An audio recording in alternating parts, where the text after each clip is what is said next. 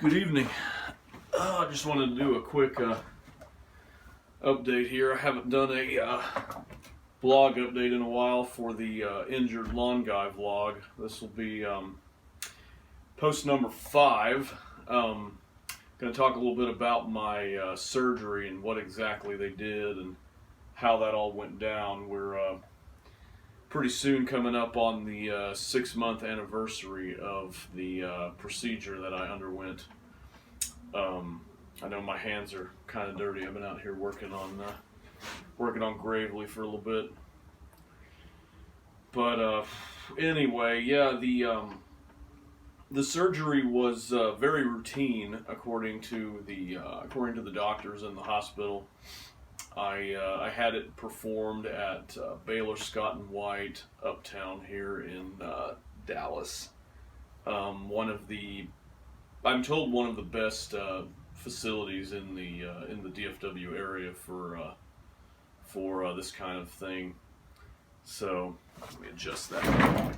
Sorry, the camera's kind of tilted there. It's bugging me just a little bit. There we go. Looks better.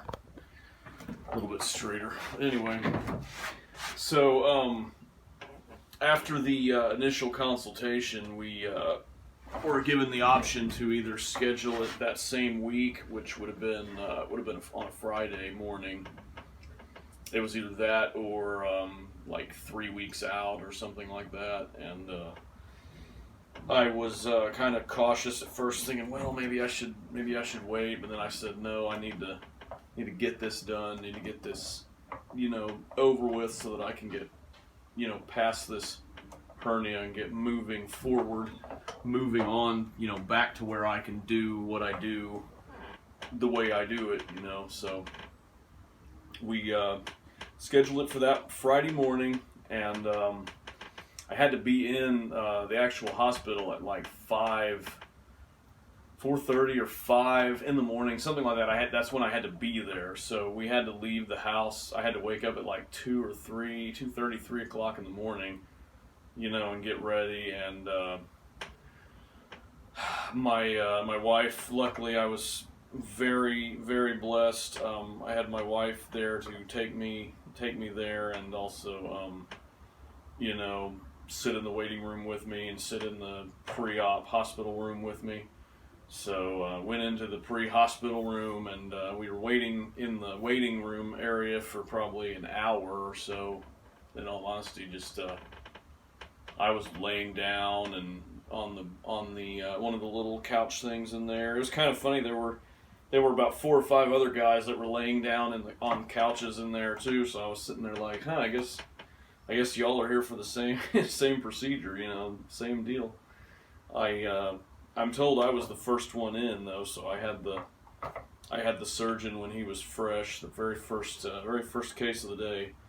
So they the way they do it, the way they did mine anyway, they did it with what they call the laparoscopic repair with the Da Vinci series robot, which is kind of an interesting thing how they do it. They here, I'll show you real quick what where my scars actually are. So I have one there, and one there. So they put 3 little ports in you with 2 robot arms and 1 camera. So they inflate you with air. You're unconscious, of course. You're under general anesthesia, which means you're so far under you have a breathing machine on you actually doing the breathing. I didn't know this until they explained it to me right before they put the propofol or whatever it was in my IV and rolled me back to the room to do the procedure. I did not know until that point that I was going to be completely unconscious.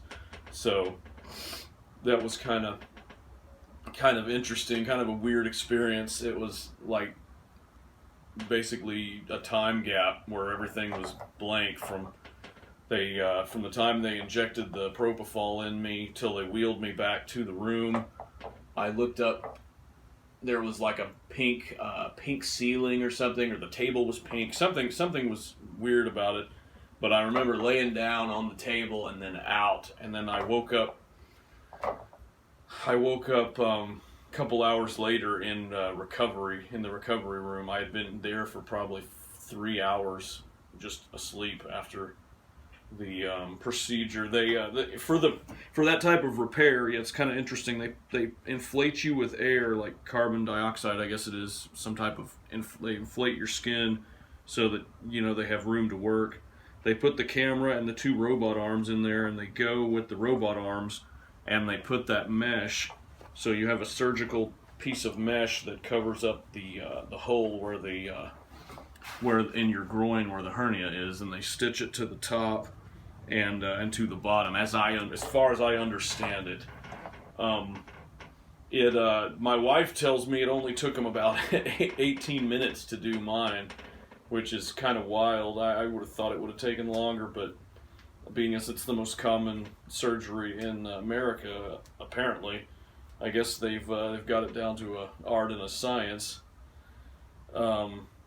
So anyway, had the procedure done, and I woke up a couple hours later in recovery, and I was very groggy and very kind of incoherent. Apparently, my wife says I woke up one time. I don't remember this part exactly, but I remember what she says. I woke up, and I asked her. I said, "Hey, can you?" I asked my wife. I said, "Hey, can you lift my gown and make sure they didn't sew my balls together?" And the nurse attending me there said, "Oh no, honey, you didn't pay for that procedure. That's extra." Kind of funny. I don't remember doing that, but after that, I'm told I went kind of back asleep for a little while, and I came back to being slightly coherent. I was in some pain. I said, "Oh, I'm in pain," and the nurse said, "Okay, I'll give you some fentanyl." And if you know what the fentanyl is, it's a very dangerous substance that people are dying of. And famous people have even died, using it as a medicative drug, on the streets, or using it as a illicit drug or whatnot. So when I heard that, she goes, "Oh, I'm going to give you some fentanyl." I said, "Oh no, fentanyl, that's what killed Prince. I don't want none of that."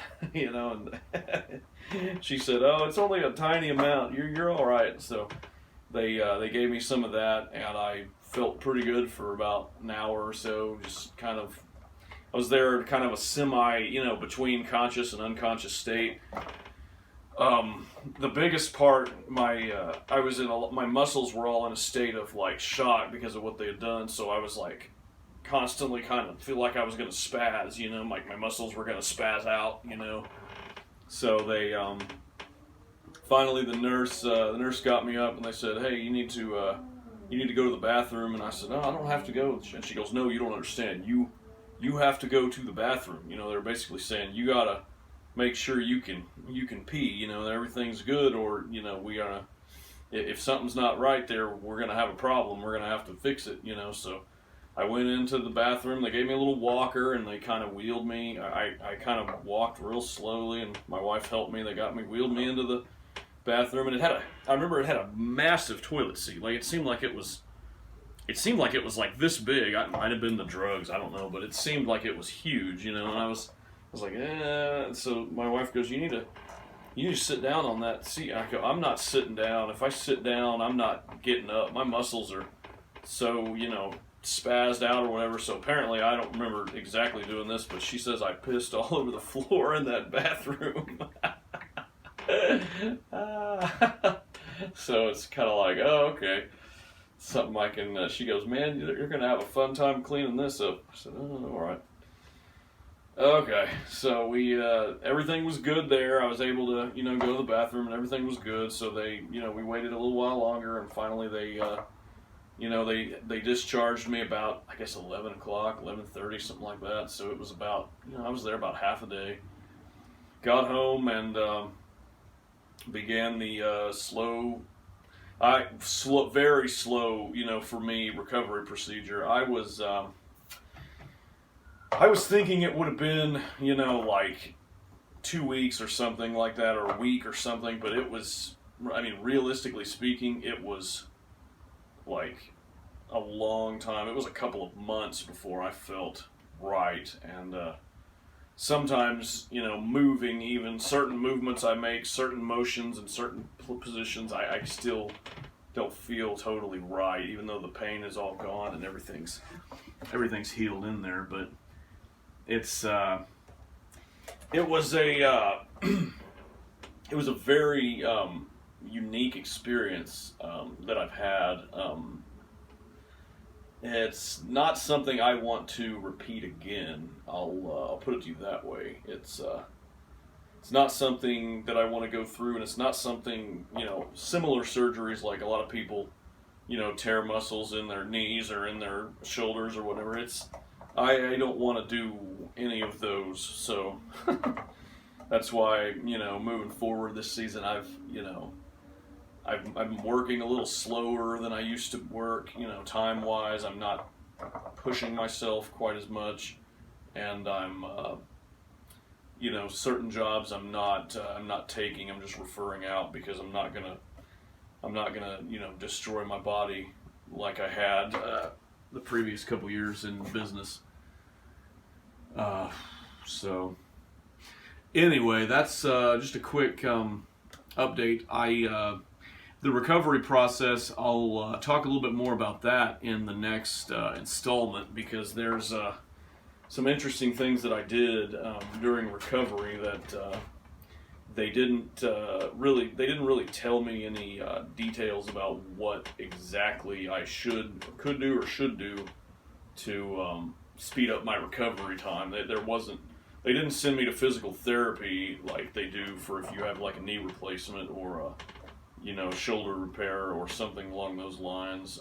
So I was pretty much on my own for physical therapy, but I came up with a regimen that worked really well for me, and it's one that I'm still going to be doing moving forward as far as exercise. And there's a facility that I've been visiting every day almost, that after work especially now, it's just very relaxing and very great for my body as well as my mind.